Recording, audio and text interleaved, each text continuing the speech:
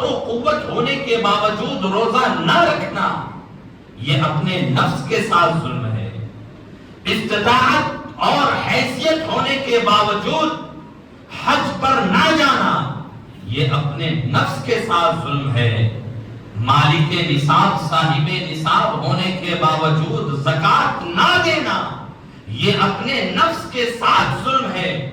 گویا گناہ بھی ایک طریقے کا ظلم ہے. تو ظلم کی بہت ساری صورتیں ہیں، شکلیں ہیں.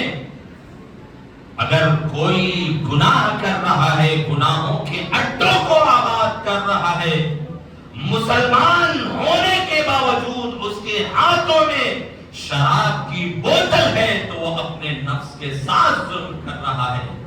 اگر مسلمان مومن ہونے کے باوجود اس کے ہاتھوں میں تاش کا پتہ ہے تو وہ اپنے نفس کے ساتھ ظلم کر رہا ہے. اور اسی ظلم کے بارے میں اللہ رب العزت قرآن مجید میں ارشاد فرماتا ہے وَلَوْ أَنَّهُمْ إِذْ ظَلَمُوا أَنفُسَهُمْ جَاءُوكَ فَاسْتَغْفَرُوا اللَّهَ وَاسْتَغْفَرَ لَهُمُ الرَّسُولُ لَوَجَدُوا اللَّهَ تَوَّابًا رَحِيمًا.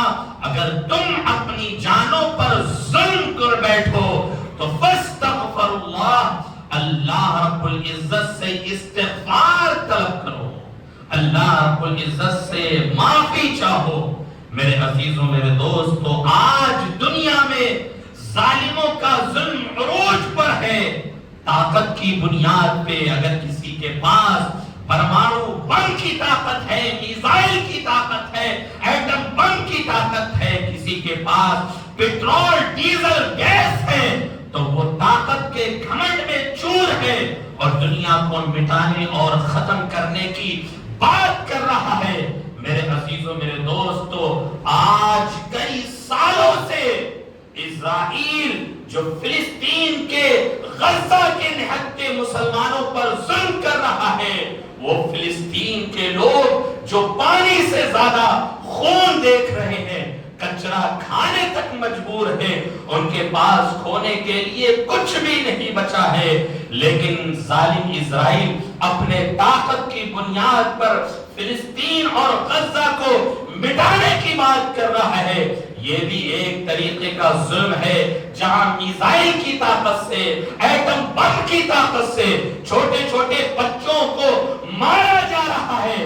نہتے بچوں کو ان کے ماں باپ کے سامنے قتل کیا جا رہا ہے. لیکن پوری دنیا گونگا اور بہرا بن کر، اس اندھا بن کر اس خونی منظر کو دیکھ رہی ہے.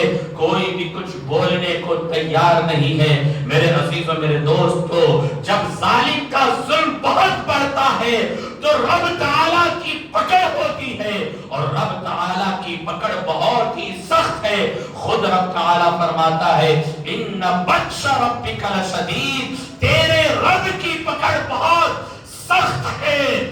جب دنیا ظلم پر بولنا چھوڑ دیتی ہے اور تماشائی بن کر دیکھتی ہے تو اس وقت اللہ کی پکڑ آتی ہے. اور اللہ کی پکڑ ایسی آتی ہے کہ ابھی صرف چند روز پہلے، 2 روز پہلے اسرائیل کے یروشلم میں آگ کا طوفان آیا، ریت کا طوفان آیا. شاید آپ کو اس کی خبر ہے یا نہیں ہے، لیکن نیوز چینلوں کے ذریعے آپ دیکھیں کہ ابھی کل کی بات ہے، اسرائیل کے یروشلم میں آگ کا طوفان آیا ہے، ریت کا طوفان آیا ہے.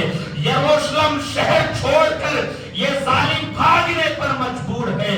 لیکن ایک فلسطین کے نہتے مسلمان جہاں سالوں سے خون کی ندیاں بہ رہی ہیں اور وہ کچا کھانے پر مجبور ہے، ان کے بچوں کو مارا جا رہا ہے، لیکن ان کے کسی بھی بچے یا کسی بھی شخص سے یہ سننے کو نہیں ملا ہوگا کہ ہم پر ظلم ہو رہا ہے، اے دنیا والوں مدد کرو، بلکہ وہ یہی کہہ رہے ہیں کہ ہم شہید ہونے کے بعد سب کچھ اپنے رب کے پاس جا کر بتائیں گے.